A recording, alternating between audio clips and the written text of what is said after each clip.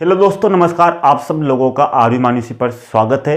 अभी इस समय कोई वैकेंसी नहीं है, यानी कि कोई विज्ञप्ति नहीं है, तो बहुत से अभ्यर्थी अभी कुछ भी नहीं कर रहे हैं, यानी कि पढ़ाई नहीं कर रहे हैं। और जब वैकेंसी आएगी तब मैं आपको बताऊंगा कि 2011 में, यानी कि 2011 में जो पेपर आयोजित हुआ, या फिर 2013 में जो पेपर आयोजित हुआ, फिर 2016 में आयोजित हुआ, या फिर 2018 में आयोजित हुआ, या फिर 2022 में आयोजित हुआ, यानी कि इन सन में आपके कोई ना कोई थर्ड ग्रेड, सेकंड ग्रेड और फर्स्ट ग्रेड के 3 पेपर आयोजित हुए, यानी कि 5 पेपर आयोजित हुए। तीनों के थर्ड ग्रेड के भी हुए, सेकंड ग्रेड के भी हुए और फर्स्ट ग्रेड के भी हुए। अब मैं आपसे बोलूंगा कि 2023 में जो, अगर मान लो 2023 या फिर आपके 24 में मान लो एग्जाम होता है, तो मैं आपसे बोलूंगा कि 2011 से बहुत से क्वेश्चन आपकी इसी में आएंगे 2024 में, जो आपके पेपर आयोजित होगा, यानी कि आपकी अगली भर्ती में। 2013 के क्वेश्चन में से बहुत से क्वेश्चन इसमें आएंगे, 2016 से भी बहुत से क्वेश्चन इसमें आएंगे, 2018 के क्वेश्चन भी इसमें बहुत सारे आएंगे, यानी कि लगभग आपके इन पूर्व वर्षों से अगर आपके 100 क्वेश्चन पूछे जाएंगे पेपर में, तो इन पूर्व वर्षों में से 100 में से आपके 60 से 65 क्वेश्चन वहां से आएंगे।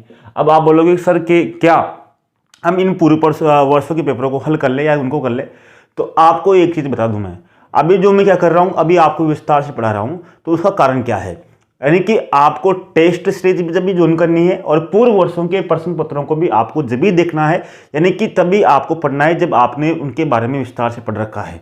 अगर आपने मान लीजिए आपने भारत का भूगोल है, अब भारत का भूगोल में आप मान लो पूर्व वर्षों का पेपर देखोगे, अब देखने के बाद में अब आपने भारत के भूगोल को कुछ एबीसीडी याद ही नहीं है, तो आप उसको देखकर कुछ मतलब नहीं है। यानी कि कोई भी पूर्व वर्षों अगर क्वेश्चन आप देख रहे हो, तो पहले आपको उसके बारे में विस्तार से याद होना चाहिए। जैसे मान लीजिए आपको मेरे बारे में कुछ भी याद नहीं है कि मेरे परिवार में क्या है क्या नहीं, आप मुझे देखोगे तो मेरे बारे में कुछ याद नहीं है कि मेरे परिवार में कितने भाई है, कितने जमीन है, कितनी जायदाद है, मैं क्या करता हूं, तो आपको कुछ ही मालूम नहीं है। तो नहीं है तो मेरे बारे में क्वेश्चन आ गया आपके सामने, तो मेरे बारे में क्या लिखो, कुछ भी नहीं लिखोगे। लेकिन अगर आपको मेरे परिवार के बारे में सब कुछ याद है, तो मेरा क्वेश्चन आएगा तो आप पता लगा लोगे कि इनके सर के इतने भाई है, इतने ये है। तो इसी तरह अगर आपके पूर्व वर्षों का कोई क्वेश्चन आता है, तो आपको ये मालूम होना चाहिए कि इस क्वेश्चन के आसपास ये है। जैसे मान लो आपसे पूछ ले कि यहाँ पर भारत का सबसे बड़ा राज्य कौन सा है, अब सबसे बड़ा राज्य आपको पता है कि राजस्थान, यहाँ पर क्वेश्चन पूछा गया, तो आपको ये भी मालूम होना चाहिए आसपास के कि बड़ा राज्य ये है, तो इसके आसपास क्वेश्चन ये भी आ सकता है, छोटा राज्य कौन सा है, कितने राज्य है, कौन सा क्षेत्र बड़ा है, तो आपको सब कुछ मालूम, यानी कि आपके दिमाग में एक तस्वीर छप गई। यानी कि क्वेश्चन आपने देखा यहाँ पर पूर्व वर्षों का, तो उसके आसपास 4 ऑप्शन है, तो 4 ऑप्शन में से आप 4 ऑप्शन को आप देख लोगे कि ये क्वेश्चन इससे से बनता है। अगर आपको उस क्वेश्चन के बारे में पहले आपने नहीं पढ़ रखा, मान ले पूर्व वर्षों में आप जब भी हल करोगे, तभी आपका मैं 100% लिख के यहाँ पर दे सकता हूँ 100% कि आपका 100% यानी कि आपका सिलेक्शन पक्का है। अगर आप इन पूर्व वर्षों को पेपरों को आप अच्छे से हल करते हो। वो कब कर पाओगे, पहले जब भी करना जब आपने उनके बारे में पहले से आपने विस्तार से अध्ययन किया हुआ है। जैसे आपके सेकंड ग्रेड में, मान लीजिए सेकंड ग्रेड में आपके जीके आती है, तो जीके में आपको राजस्थान भी आती है, भारत भी आता है, संविधान भी आता है, विश्व भूगोल भी आता है, या मनोविज्ञान भी आता है, करंट अफेयर भी आता है। तो आप उन पेपरों को जब भी हाथ लगाना जब आपको पता है कि हाँ आपने विस्तार से पढ़ रखा है। चाहे आप सामाजिक में देखो, सामाजिक में भी अगर आप देखोगे या तब भी आपको पूर्व में ये याद होना चाहिए कि आपने सामाजिक को विस्तार से पहले पढ़ रखा है, आपको पता है कि इस अध्याय में क्या है। अब बहुत से अभ्यर्थियों को नहीं पता कि सामाजिक में जो सिलेबस के बारे में पता नहीं है, हिंदी का सिलेबस ही पता नहीं है, सिलेबस में क्या है, अब पेपर देखने लग जाते हैं कि ये पेपर है, इसको हल करने लग जाते हैं, टेस्ट देने लग जाते हैं। बिल्कुल गलत है।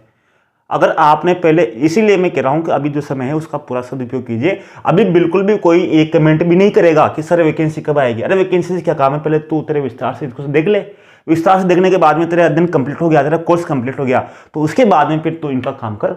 इसलिए हम अभी रुक रहे हैं, इसलिए पहले हम करा रहे हैं आपका कोर्स, ताकि आप एक बार पूरे अच्छे से पढ़िए, अपना समय दीजिए। अभी आपके पास जैसे 3-4 घंटे तो होंगे कम से कम, अब 3-4 घंटे हैं तो 3-4 घंटे आप अपने आप को दीजिए, यानी कि उसको दीजिए, और एक वैकेंसी आएगी उसमें आपने आप फाइट कर लोगे, फिर देखना आपका सिलेक्शन पक्का है। क्योंकि आपके 4 ऑप्शन रहेंगे ना, ए बी सी डी।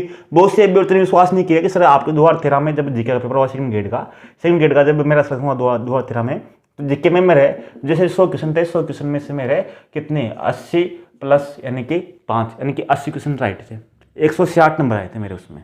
तो सर उन्होंने बोला कि आपके इतने क्वेश्चन कैसे सही हो सकते हैं, फर्स्ट रैंक थे जीके में।